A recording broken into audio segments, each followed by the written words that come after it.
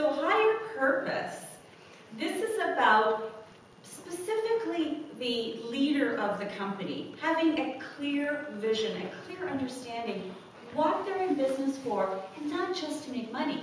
You know, of course, it's a given. The business is in the business to make a profit. But what else are they in the business for? And can they clearly articulate that to their employees? Can they clearly articulate that to their customers? Is everybody on board and really energized about higher purpose? Okay? So there was 5 questions that they asked to really get at, is that higher purpose real part of that was one of the things that these companies scored high on, these companies that I mentioned. Under stakeholder integration, this is talking about treating your employees, your customers, your vendors, the community, as well as shareholders, all a win-win situation for all, not just focused on the shareholders and treating the employees as a means to an end. About culture, probably not, because most businesses don't.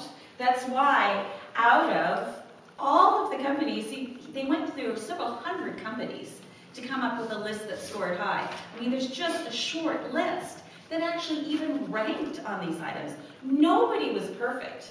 The idea is it's a journey to you know, just like nobody's fully enlightened, right? It's a journey to become a more conscious company. But in terms of culture, let me talk to you about a little bit of what they looked at for that. Does the company have a high degree of trust amongst the employees, the leadership and the employees? Is there a high degree of transparency, both internally and externally? So think of Enron, right? Now think of the opposite of Enron. So do we do what we say and mean what, do we mean what we say and say what we mean? Okay? That the people that work for you are the lifeblood of the company, and some of the exemplars that were interviewed actually went out of their way to extraordinary lengths to keep people during tough times, you know, working through furloughs and different creative solutions. But the amount of loyalty that the people returned was off the charts, right?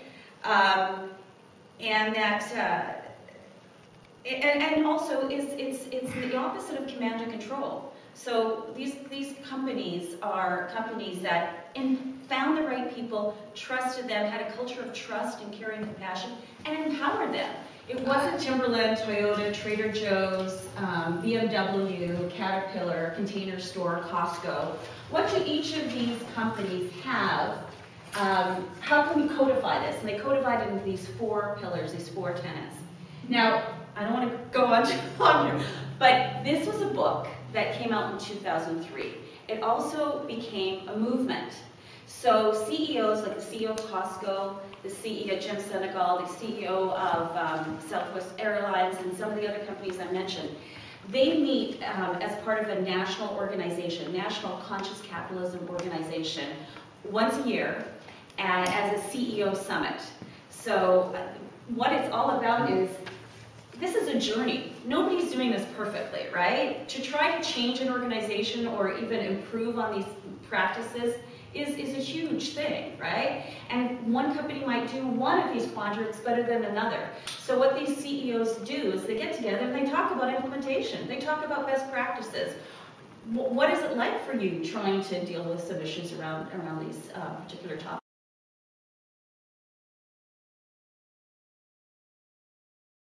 Here's the firms of endearment companies. Here's the good to great companies.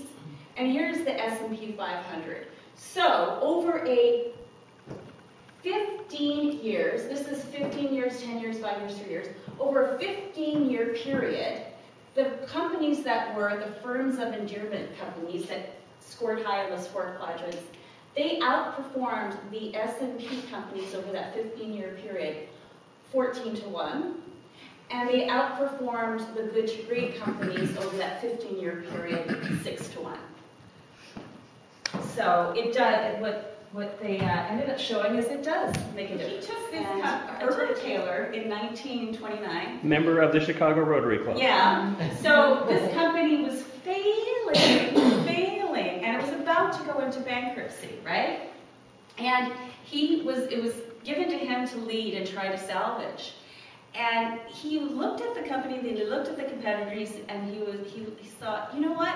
Our products are no different. Our products are exactly the same. Our customer base is the same. There's nothing that we're differentiated about. Our pricing is the same. How can we really pull this company out of, potential bankruptcy? What can we do?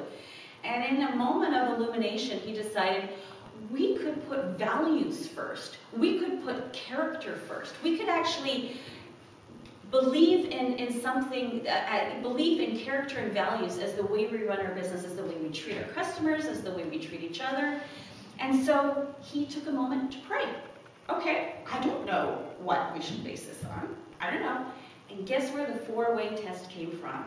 His moment of quietness to ask, what should be the guiding principles of my company to take it out of bankruptcy? And anyone want to say what the four questions are?